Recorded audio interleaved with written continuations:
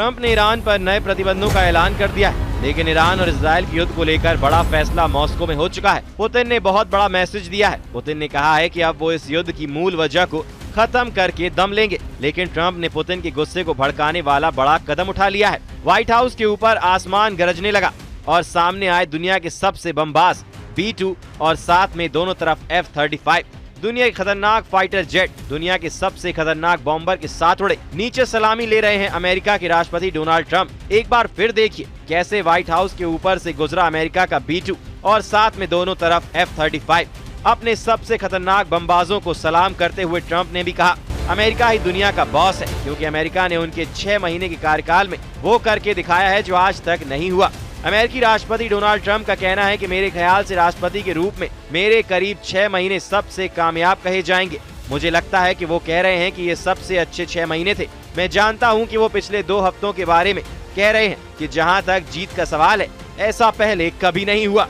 ये अमेरिका का स्वतंत्रता दिवस का जश्न है, जिसे ट्रंप ने अपनी फायर पावर दिखाकर मनाया, क्योंकि इन्हीं विमानों की धमक पर पूरे इजराइल और ईरान की युद्ध में दिखाई दी। लेकिन अमेरिका और इजराइल की जोड़ी को दहलाने के लिए बड़े मैसेज मॉस्को से आए हैं।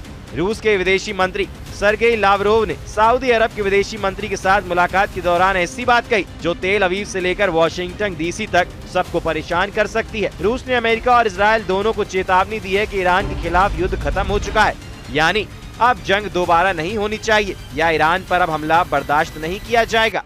उधर रूस के विदेश मंत्री सरगेई लावरोव का दावा है कि हम अभी भी इस युद्ध के मुद्दे को अकेला नहीं छोड़ना चाहते, ताकि हालात फिर खराब ना हो। युद्ध करने वाली पार्टी अब भी पश्चिम एशिया में सक्रिय है। हम इजराइल के नेतृत्व का प्रतिनिधित्व करने वालों में से कई तरह की बातें सुन रहे हैं।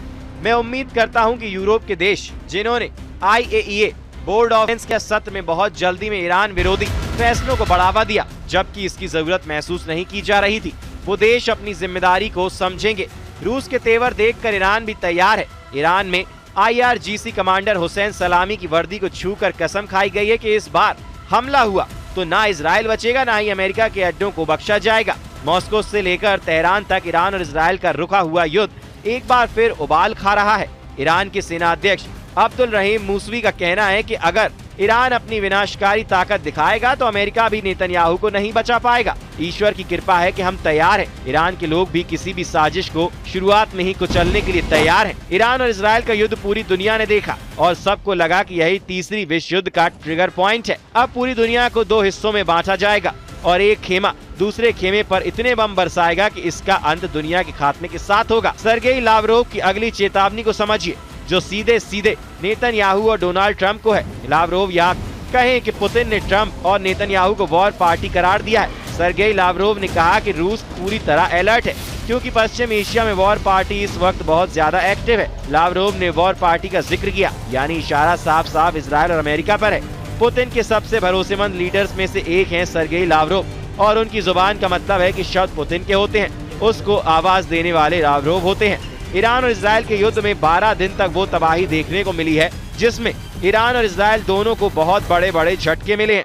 रूस ने कहा है कि अब इजराइल की तरफ से जिस तरह की बातें सामने आ रही हैं, उससे साफ है कि युद्ध का खतरा टला नहीं है। अमेरिका और इजराइल के खिलाफ अब रूस खुलकर ईरान के समर्थन में आगे आ रहा है। रूस बता रहा है कि ईरान के खिलाफ एक अंतर्राष्ट्रीय साजिश रची गई और इस साजिश को लॉन्च करने में यूरोप के देशों ने अंतर्राष्ट्रीय परमाणु ऊर्जा एजेंसी को अपना जरिया बनाया। ईरान के खिलाफ अब इजराइल ने 13 जून को हमला किया था, तब उसने IAEA के प्रस्ताव को ही बहाना बनाया था और इसी को हथियार बनाकर ट्रंप ने भी अचानक बातचीत से पलटी मारी और इजराइल को पूरा समर्थन देने के साथ 22 जून को ईरान के परमाणु ठिकानों पर स्ट्राइक भी कर दी।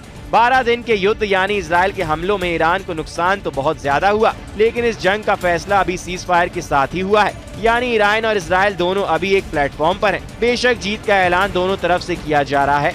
दुनिया तेल अवीव से लेकर हाइफा और इजराइल के बाकी शहरों पर ईरान के मिसाइल हमले भी देख चुकी है। क्या ऐसा युद्ध दोबारा शुरू होने का खतरा नजर आ रहा है? क्योंकि पुतिन ने इजराइल और अमेरिका के इन्हीं तेवरों को लेकर साफ शब्दों में धमकाया है।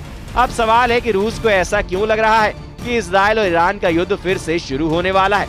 ईरान की सेना के चीफ ऑफ स्टाफ ने कहा कि उन्हें शक है कि इजराइल सीज फायर का उल्लंघन जरूर करेगा और उसके साथ ही हैरान रह जाएंगे। 12 दिन के युद्ध के दौरान इजराइल के हमलों में ईरान के 935 लोगों की जान गई। इनमें उसके कई सैन्य कमांडर और वैज्ञानिक भी शामिल थे। तेहरान में IRGC के कमांडरों की याद में एक साथ सभा हुई खास तौर से IRGC चीफ हुसैन सलामी को याद किया गया। ईरान की सेना अपने बड़े बड़े कमांडरों को खोने के बाद एक बार फिर से मजबूत दिखना चाहती है। इस बार ईरान की वार्निंग इजराइल के साथ साथ अमेरिका यानी डोनाल्ड ट्रंप को भी है और वार्निंग बहुत साफ है कि जिस तरह की मिसाइल वाली आतिशबाजी तेल अवीव और हाइफा ने देखी है, वैसे ही हमले खाड़ी में मौजूद इजराइल के सभी साथियों पर भी होंगे और इनमें ईरान इस बार कोई कोताही नहीं करेगा। ट्रंप भले ही अमेरिका का स्वतंत्रता दिवस मना रहे हो, लेकिन पुतिन का साथ मिलने के बाद ईरान के कमांडरों की वार्निंग को हल्के में लेना बड़ी गलती होगी।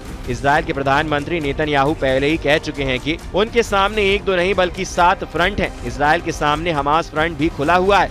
इजराइल के 23 बंधक अभी भी हमास के कब्जे में हैं और इजराइल के सामने लेबनान का फ्रंट भी है और यमन भी इजराइल को ललकार रहा है।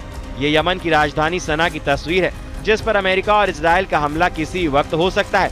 ऐसी वार्निंग बार बार दी जा रही है, लेकिन यमन में इजराइल को सबक सिखाने की आवाज तेज होती जा रही है। राजधानी सना में हजारों लोग इकट्ठा हुए और गाजा पर बमबारी रोकने के लिए इजराइल को वार्निंग जारी की गई। साफ नजर आ रहा है कि गाजा को लेकर इजराइल ईरान से लेकर यमन कई मोर्चों के निशाने पर है, क्योंकि ईरान इजराइल का युद्ध बेशक रुक गया है, लेकिन गाजा पर इजराइल की बमबारी अब भी जारी है और इस बमबारी में 57,000 से ज्यादा लोगों की मौत हो चुकी है। गाजा के बचे कुचे अस्पतालों में घायलों का आना लगातार जारी है। गाजा के हालात बता रहे हैं कि असली लड़ाई तो अभी बाकी है, क्योंकि जून का महीना इजराइल की सेना के लिए भी बहुत खराब साबित हुआ है। इजराइल के कई सैनिक जून के महीने में ही मारे गए और जुलाई में भी उसके लिए खास यूनिस जैसे इलाकों में अच्छी खबर नहीं आ रही है। ऐसा इसलिए क्योंकि हमास के एंटी टैंक दस्ते भी अब एक्टिव हैं और उन्हें काबू में करने में इजराइल पूरी तरह नाकाम साबित हो रहा है। ऐसे में नेतन्याहू का फोकस फिर से ईरान पर नजर आ रहा है। अगर ऐसा होता है तो ईरान के साथ सीजफायर टूटने का खतरा बढ़ जाएगा।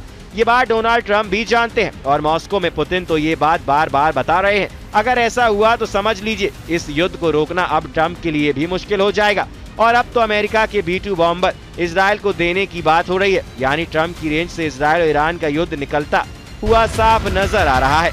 अगर ट्रंप अपना सबसे खतरनाक बॉम्बर इजराइल के हवाले कर देते हैं तो समझ लीजिए कि ईरान के लिए बचाना आसान नहीं होगा, क्योंकि फिर दैत्य रूपी ये बम वर्षक वहाँ बंकर बस्टर की बारिश करेगा जहाँ नेतन्याहू चाहते हैं।